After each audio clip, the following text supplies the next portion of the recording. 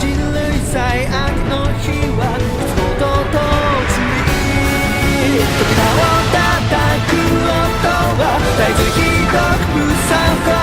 で免れた最悪の日は悪夢のように水式を裏切る者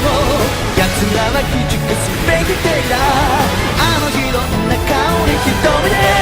俺たちを見つめていた何を捨てれば悪魔をしのげ小さい決して惜しくは超えない捧げよ捧げよ心臓を捧げよ全ての犠牲は今この時のた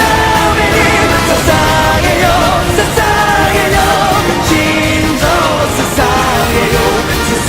むべき未来を想定できる日だけ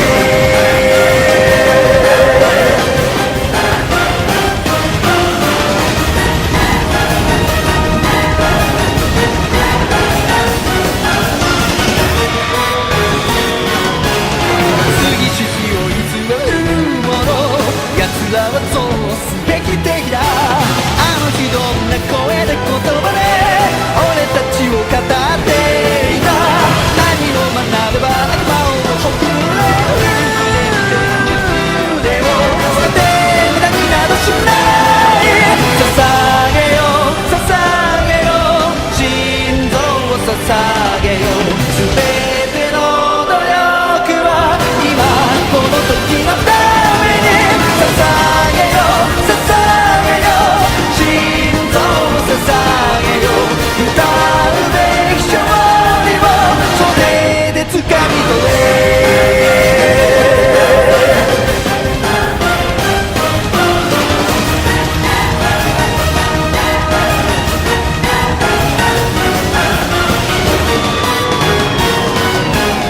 得体の知れない化け物が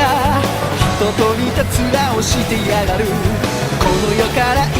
匹残らず奴らを駆逐してやる最初に言い出したのは誰かそんなこと覚えちゃいないが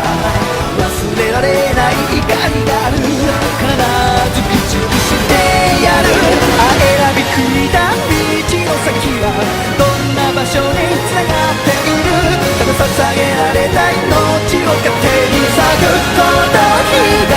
のじ約束の地は楽園の果て